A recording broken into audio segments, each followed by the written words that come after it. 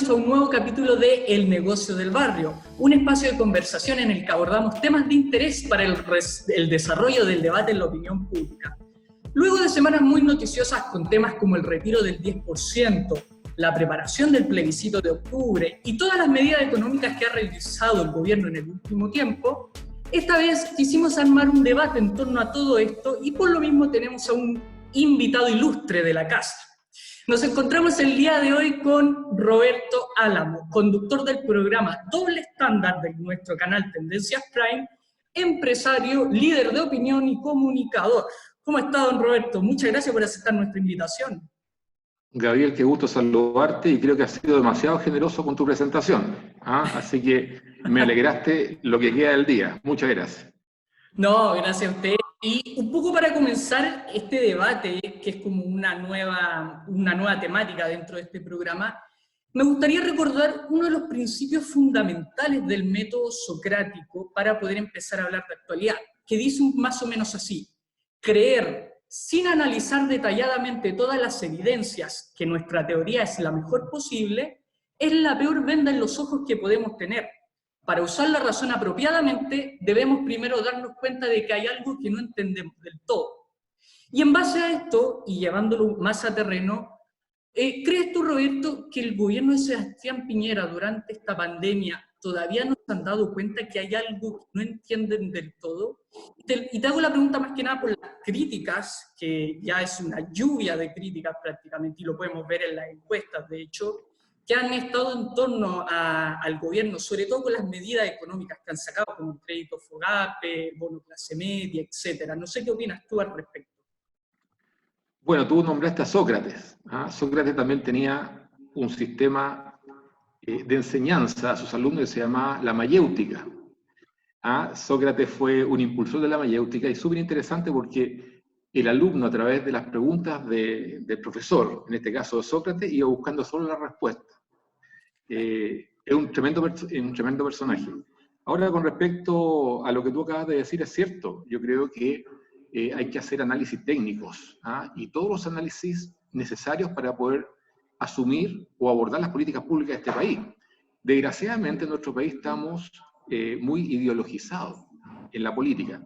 Y desafortunadamente, la política se tomó todos los estamentos. La política está en la Fiscalía, está en la Fiscalía Nacional, está en la Fiscalía Económica, está en el Colegio de Profesores, está en el Colegio Médico, está en todo lo que es los tribunales de justicia. En fin, mira, te puedo nombrar 10 más. La política está en todo, y desafortunadamente esa política está ideologizada, y cuando se mete la ideología, nada funciona bien.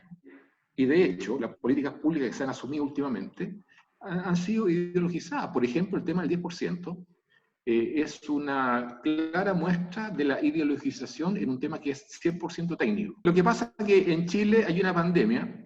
Esta pandemia puede ser focalizada en ciudades o países, pero esta pandemia es mundial.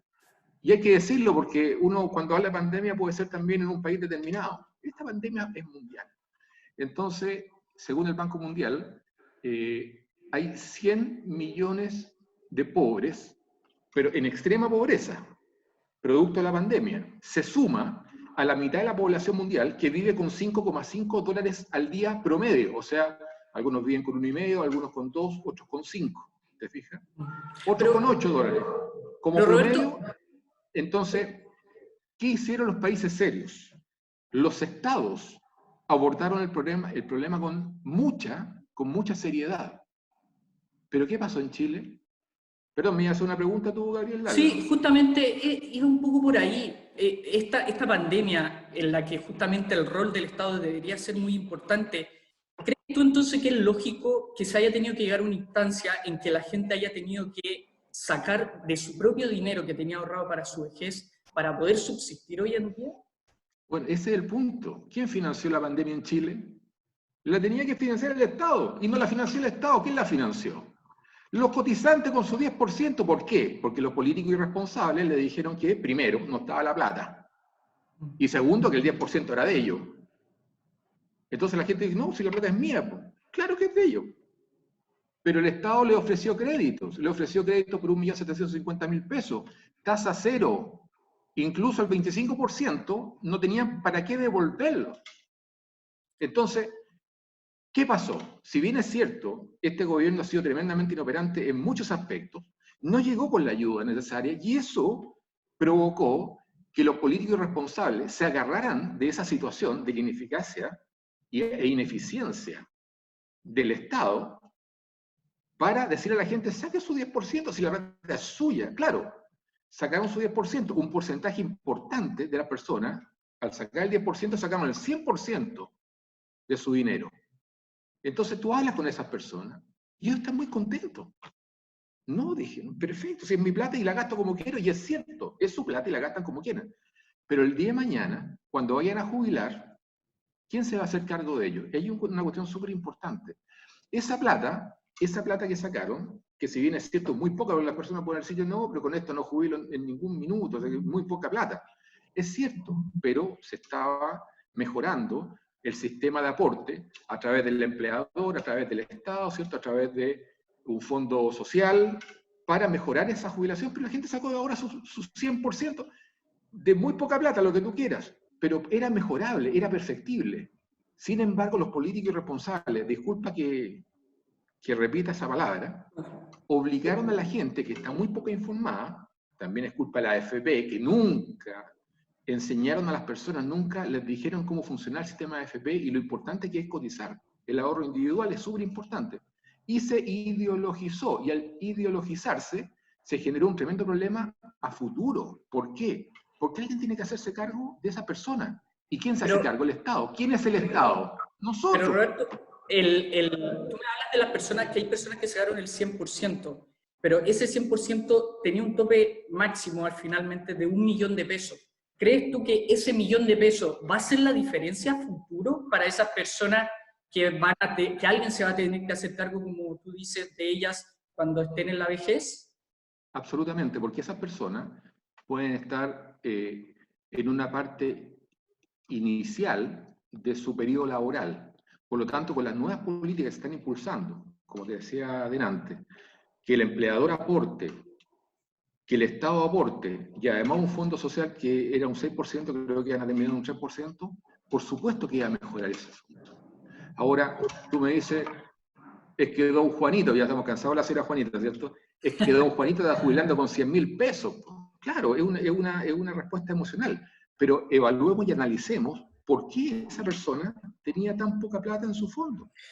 Son temas técnicos, y más adelante, si te parece, te puedo decir por qué esa persona tenía poca plata.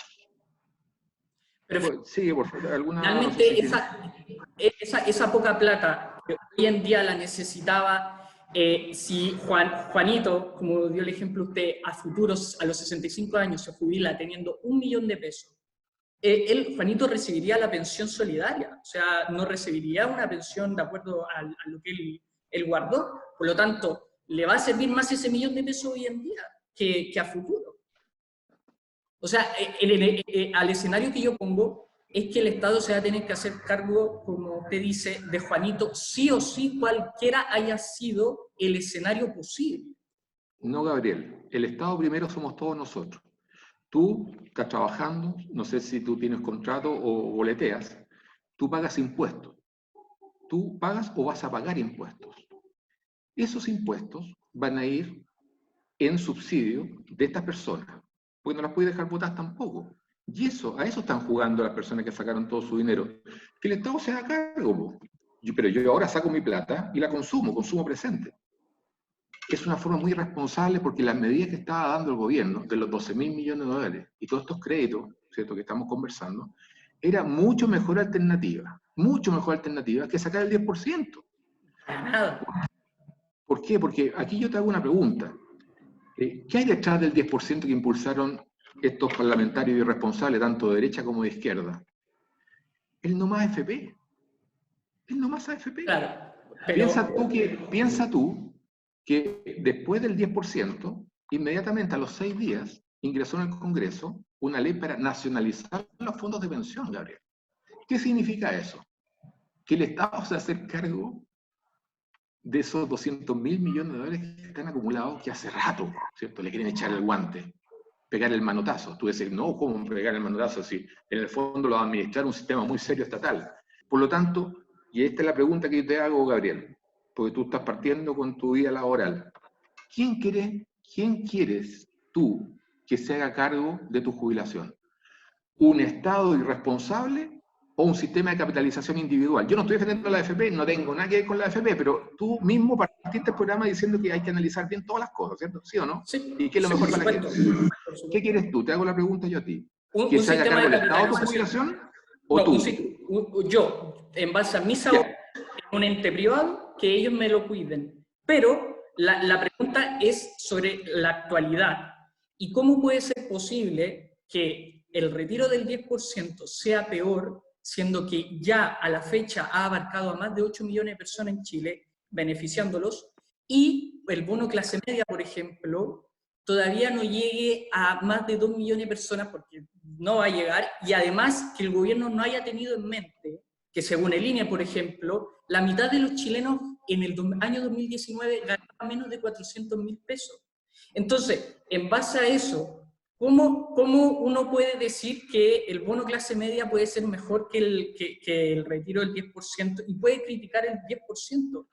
Y lo que tú mencionas son cosas a futuro que todavía no pasan y que se están hablando como posible cosa que podría ocurrir, pero vengámonos al presente. El presente es que hay gente que está pasando hambre y que Claro, no, yo no me pongo una venda en los ojos. O sea, si tú me hablas de la inoperancia del gobierno de Piñera, tremendamente inoperante para llegar en el momento adecuado a las personas necesitadas.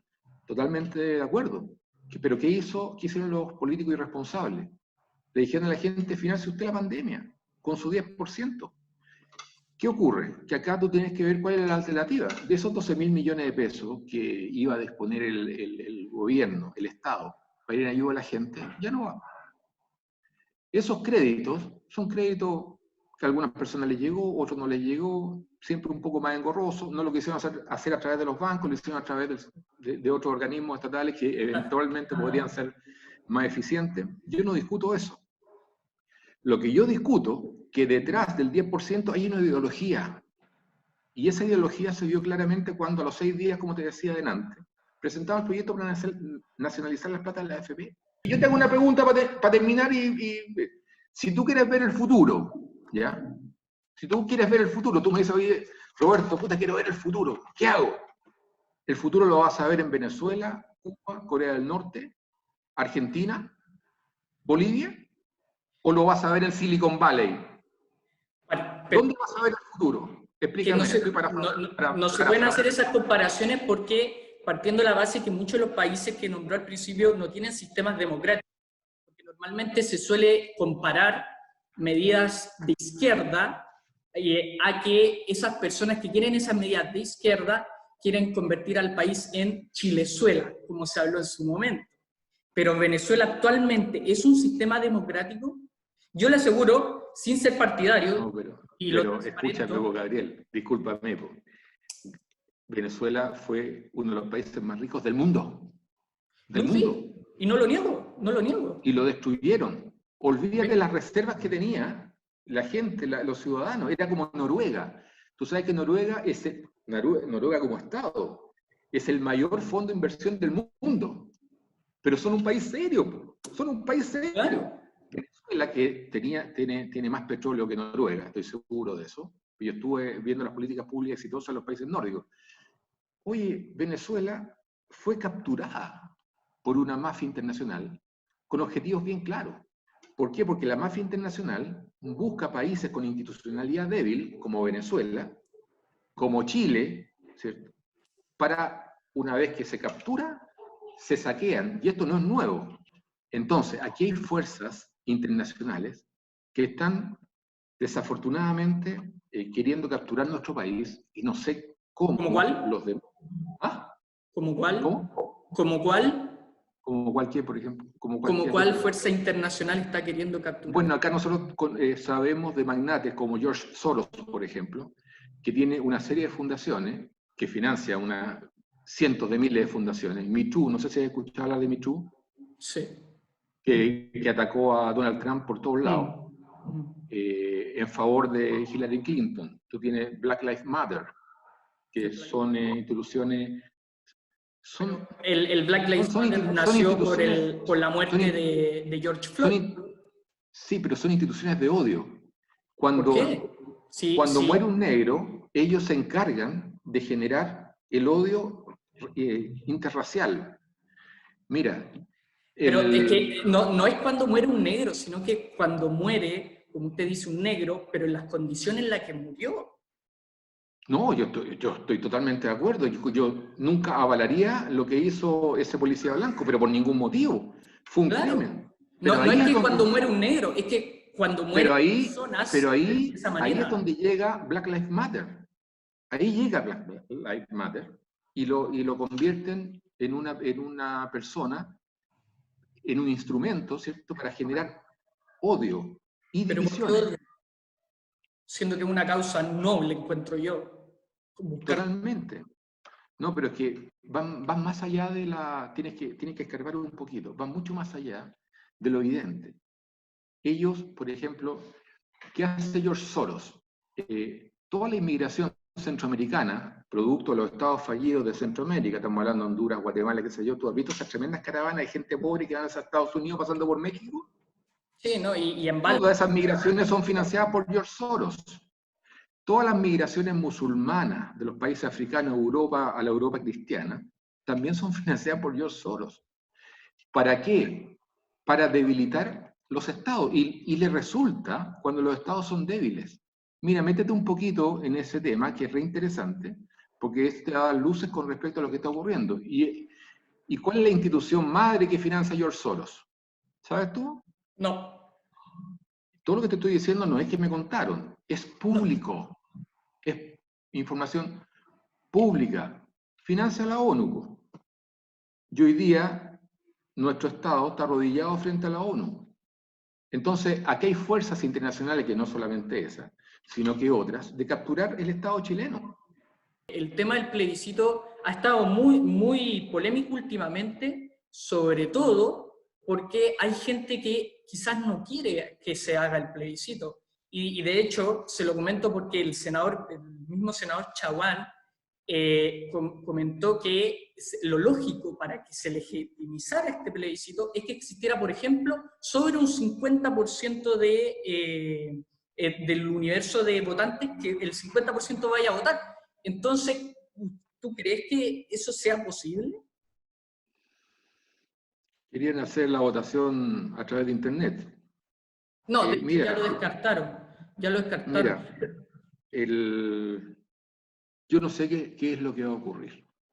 Hay ciertos sectores que a sangre y fuego quieren imponer este plebiscito, independientemente de la pandemia, de los contagiados o de las personas mayores que no pueden ir a votar. Quieren hacerlo a rajatabla, ¿no? Sí, se hace sí o sí. ¿Qué buscan con una nueva constitución? Mira, yo te voy a decir una cosa, Gabriel, que es re importante a mi juicio. Yo estoy metido en la agricultura.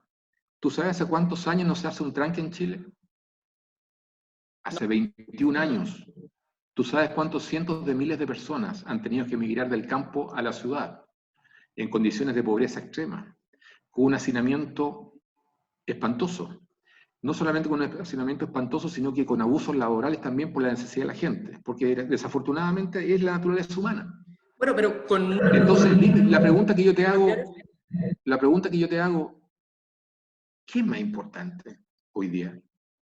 ¿Un plebiscito o medidas técnicas para mejorar la calidad de vida de las personas? Entonces, la verdad es que, si tú te fijas, es pura ideología. ¿Y qué se busca con un... Perdón, disculpa, me estaba monopolizando la conversación, dale, ¿no? No, claro, lo que pasa es que le quería decir, el plebiscito justamente se hace por el bienestar de la gente, para que la gente pueda, luego de tanto tiempo que ha pasado con la misma constitución, para que la gente pueda volver a regular esos problemas que tú mencionabas, como los problemas laborales que tiene la gente en el sur. Entonces, ¿cuál sería la ideología que había detrás de esto? ¿Los problemas laborales se resuelven con una nueva constitución? Los problemas laborales no se resuelven con una constitución. Los problemas laborales se resuelven generando competencia, que eso le corresponde a la Fiscalía Nacional Económica, y no la concentración, generando un crecimiento sobre el 5% para que haya pleno empleo, capacitando a la gente, porque esa es una de las razones por que la gente jubila con muy poca plata, porque no son trabajos calificados, y cuando no son trabajos calificados, la gente gana menos, eso está estudiado, eso está estudiado. Entonces, eso no tiene nada que ver con la Constitución. ¿Saben lo que van a hacer con la Constitución? Quieren cambiar 3 cosas que para mi juicio son tremendas y se acaba el sistema. Primero, cambiar el sistema subsidiario pero una constitución subsidiaria, una constitución social. ¿Tú sabes la diferencia, no? Si no la sabes, no importa, yo te explico. Una constitución subsidiaria, que es la actual, la que nos rige, dice que es el privado el que va a hacer las inversiones necesarias, por supuesto con todas las reglas del juego y el Estado ahí mirando que se haga según las reglas del juego, pero es el Estado, es el privado el que hace las inversiones. Si tú cambias el sistema subsidiario, doy un ejemplo para que se entienda bien. Por ejemplo, un tren de Santiago a Viña no es rentable. Ningún privado va a meter esa cantidad de lucas para hacer un tren de Santiago a Viña porque no le va a dar las lucas y nunca va a recuperar esa plata. Pero sí tiene una rentabilidad social donde el Estado sí puede hacerlo. ¿Te fijas o no? Entonces, si tú cambias la palabra subsidiario por social, significa que el Estado va a ir a hacer las inversiones que le corresponden al privado. Y eso es grave, porque al final va a terminar trabajando para el Estado, y eso es lo que quieren, que el ciudadano común y corriente esté subordinado al Estado. ¿Eso es lo que tú quieres? ¿O quieres tú tomar las riendas de tu destino? ¿O que el Estado te diga lo que tienes que hacer? Claro, es que de hecho eso se asemeja un poco al estado de bienestar que, por ejemplo, impuso Pedro Aguirre Cerda en su momento, pero finalmente si uno se da cuenta, ¿quiénes quieren eso? ¿Frente Amplio? ¿Quiénes más? Porque no veo a nadie más, y por lo tanto... yo estuve, ahí me tocó estar, Gabriel, a mí me tocó estar haciendo programas de políticas públicas, como te decía antes, en casi todo el mundo. En China, Estados Unidos, en Europa, en todos lados. Y me interesaba mucho conocer las políticas públicas en Europa del norte. Finlandia, Noruega, Suecia, los países nórdicos. Y tú te das cuenta que cuando ellos en los años 90 asumieron el estado de bienestar, quebraron. Porque el socialismo no funciona y no ha funcionado nunca en ninguna parte del mundo, y yo sé que aquí me van a insultar por todos lados, pero no importa, son mis convicciones. El comunismo tampoco funciona. Ellos son 100% capitalistas, pero como se hicieron ricos, ¿por qué? ¿Por qué se hicieron ricos? Porque la plata no la invirtieron como nosotros en el cobre, la invirtieron en las personas. Hoy día, un muchacho de tu edad, Gabriel, ¿sabes cuántos libros leen en Finlandia? 50. 50. ¿Sabes cuánto leemos nosotros? 1,2. Entonces, esa diferencia es gigantesca.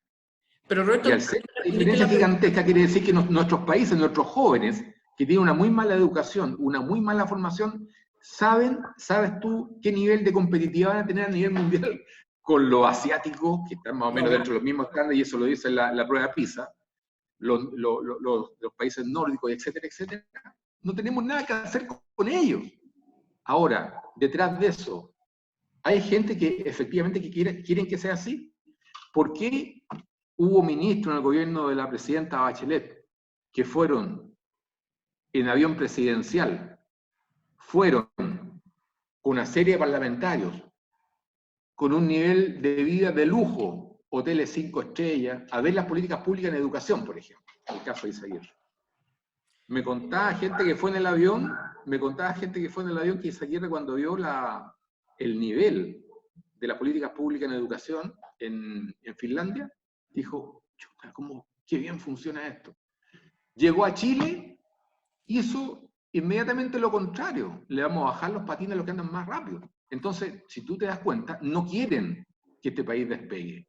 Pero Roberto... yo me revelo, Gabriel. Pero te hago una pregunta. Lo que pasa es que tú me dijiste que se quiere cambiar el estado de subsidiariedad por un estado social. ¿Quiénes quieren hacerlo? Frente Amplio y Partido Comunista también. entre esos dos conglomerados, ¿crees tú que van a poder ganar el plebiscito y hacer ese cambio realmente? Y te lo digo porque sí, realmente en esta cuestión del plebiscito hay tantos mitos que se hablan de que se va a perder el estado de subsidiariedad, como tú mencionas, que se van a perder millones de oportunidades, pero realmente no ven la realidad que, por ejemplo, quienes quieren hacer eso es una minoría. Entonces, finalmente, sería muy poco probable que se logre. cuidado con ese comentario porque hay una palabra que es la que campea por estos días en nuestro país, que es el populismo. Ya ese populismo se suma a la izquierda y la derecha. Sí. No sé si están de acuerdo conmigo, Muy de acuerdo. que se sumaron 13 parlamentarios, 13 del Chile Vamos, se sumaron a las peticiones del Partido Comunista y sacaron el 10%. Y ellos lo justificaron. ¿No te parece tremendamente peligroso eso? Ahora, tú ya me di cuenta que vas a votar a prueba. No tengo ninguna duda. Perfecto. Yo voy a votar rechazo por lo siguiente. Porque ¿qué es lo que se anda buscando? Yo no estoy en contra de hacer modificaciones a la antigua Constitución. De hecho, se le han hecho infinitas cambios. De hecho, Lagos le hizo una cantidad enorme de cambios, pero enorme, o sea, la desnaturalizó con respecto a disculpa, Gabriel, la desnaturalizó con respecto a la Constitución de Pinochet. Fueron los senadores designados, bueno, en fin, son cientos de cambios que se hicieron. Después, tomó una tijera Ricardo Lagos, cortó la firma de Pinochet y pegó la de él. Y después levantó, blandiendo la nueva Constitución como si fuera una espada, a los Cid Campeador, ¿y qué dijo? Esta es la Constitución que nos representa a todos los chilenos. ¿Sí o no? Está todo grabado, está información. Dijo eso, pero él mismo admite hoy en día que se equivocó. ¿En qué se equivocó? Y es la oportunidad que tenemos hoy en día justamente en no haber hecho un plebiscito. ¿Por qué? Porque finalmente esa Constitución que se firmó entre el año 2005 y 2006 no fue firmada realmente por todos los chilenos, sino que fue realmente firmada por el gobierno de Ricardo Lagos en base a las ideas del gobierno de Ricardo Lagos. Entonces, por lo mismo que yo voy a votar a prueba, porque es una oportunidad. Mira, Pinochet era una persona muy astuta, pero era un ignorante. ¿Tú crees que detrás de esa Constitución estaba Pinochet? Estaban los mejores constitucionalistas. Detrás de Ricardo Lagos. ¿Estaba Ricardo Lagos? Seguramente hacía sugerencias, pero estaban los mejores constitucionalistas. Entonces... ¿Pero quién elegía a esos constitucionalistas al final? ¿Qué se busca? ¿Qué se busca con el nuevo...? Y esto, ¿tú entiendes las implicancias de quitarle la autonomía al Banco Central? Ah, por supuesto. Una de las Explícamelo, ¿eh? logros porque al final el Banco Central funciona como un ente regulador y como un ente, ¿cómo decir?, monitoreador de toda la economía en el país. Por lo tanto, si el Banco Central no es autónomo, obviamente que va a estar agarrado de ideologías, por ejemplo, que estén como el gobierno de turno, como un montón de cosas. Claro. Lo que pasa es que el Banco Central te maneja la masa monetaria del país. Ellos son los que imprimen plata. Cuando tú tienes un gobierno serio, eso se maneja muy bien, ¿cierto?, para que la inflación no se dispare, ni existe una deflación que es tan mala como una inflación. Cuando tú le quitas la independencia al Banco Central, te conviertes en Argentina. 50% de inflación. ¿Por qué? Porque el gobierno de turno empieza a emitir. No hablemos de Venezuela, tiene un 10.000%, algunos hablan de 1.000.000% de inflación. Entonces, para comprarte un chicle tenés que ir con un saco de plata. ¿A qué voy en Venezuela yo? Es importante la independencia y los parlamentarios, muchos parlamentarios de izquierda, quieren que se acabe la independencia del Banco Central y de hecho ahora están autorizando, porque Piñera ya está cediendo en todo, que pueda comprar papeles de deuda del Banco Central del Fisco. Entonces ya hay una señal muy mala. ¿Qué otra cosa quieren cambiar de la Constitución? Aparte del Estado subsidiario, aparte del Banco Central. Lo que quieren cambiar es que quieren eliminar el Tribunal Constitucional. ¿Tú sabes lo que significa eliminar el Tribunal Constitucional? Significa que los parlamentarios pueden tirar leyes sin que exista ningún filtro, sin ninguna entidad que diga, ¿sabe qué, señor parlamentario? Como lo han hecho parlamentarios de derecha e izquierda, están impulsando leyes que son tremendamente inconstitucionales. El Tribunal Constitucional le dice, no señor, parlamentario, no sea ignorante, no sea burro, lo que usted está proponiendo es inconstitucional. Entonces el Tribunal Constitucional es una entidad muy seria que evita que sectores más radicales impulsen leyes que van en contra de los intereses de la gran mayoría. Entonces, si tú eliminas el Estado subsidiario, eliminas la autonomía del Banco Central y eliminas el Tribunal Constitucional, ¿sabes lo que ocurre con nuestro país? Una historia anunciada. Es lo que estamos viendo. Por eso, si tú quieres ver el futuro, y te repito eso que es re importante, Gabrielito, mira, si quieres ver el futuro, ¿a dónde miras? Recién te lo dije. ¿Vas a mirar a Argentina o a Venezuela? ¿O a Corea del Norte? El futuro, ¿sabes dónde está o no? En Silicon Valley. Ahí está el futuro. Nuestro país está abordando los temas que son los más importantes. La biotecnología, la nanotecnología, la carrera espacial. Solo los entes privados. ¿Ah? Solo los entes privados. Claro. Entonces Chile no está abordando los temas que realmente son importantes, son los temas de futuro. ¿Por qué? Como dijo, estoy parafraseando a otro autor, van a haber millones de personas innecesarias, que no tienen poder político, no tienen poder económico y tampoco tienen educación. ¿Qué haces con esa cantidad de personas a nivel mundial? Entonces, algunos se van a salvar. ¿Y qué haces con el resto? Entonces, un gobierno responsable, ¿qué hace hoy día? Hoy día enfoca las políticas públicas a los desafíos del siglo XXI. Eso es lo importante, y no ideologizas cada una de las cosas que haces. Y ese es el problema que tenemos. Entonces me llamó la atención, y con esto termino, que tú vas a votar a prueba, pero no conocías tú los riesgos. Yo lo que te sugiero, ¿cierto? No que cambies de opinión, por favor, ¿quién soy yo para hacerlo? Pero sí que evalúes los puntos que te acabo de decir. Porque van por todo. Van por todo. Y los que somos demócratas, los que queremos hacernos cargo de nuestro futuro, los que queremos pararnos sobre nuestros propios pies con dignidad y con mucho esfuerzo, tratar de construir un futuro para ti y para tu familia, para mí y para mi familia, no queremos un Estado que lo abarque todo, irresponsable, y que sobre todo le pegue un manotazo a los 200.000 millones de dólares. Porque es tremendo. Ha sido un agrado poder conversar contigo esta noche. La verdad que estuvo muy bueno el debate, pero desgraciadamente se nos acabó el tiempo del programa. Así que te repito las gracias, muchas gracias por poder haber participado esta vez. Más adelante podremos conversar de nuevo, Gabriel. Muchas gracias por la invitación. ¿Ah? Por supuesto. Con este mensaje concluimos el nuevo episodio de El Negocio del Barrio. Un saludo a todos y nos veremos en un próximo capítulo. Los animamos a comentar, debatir y compartir en nuestras redes sociales. Nos vemos. Hasta luego.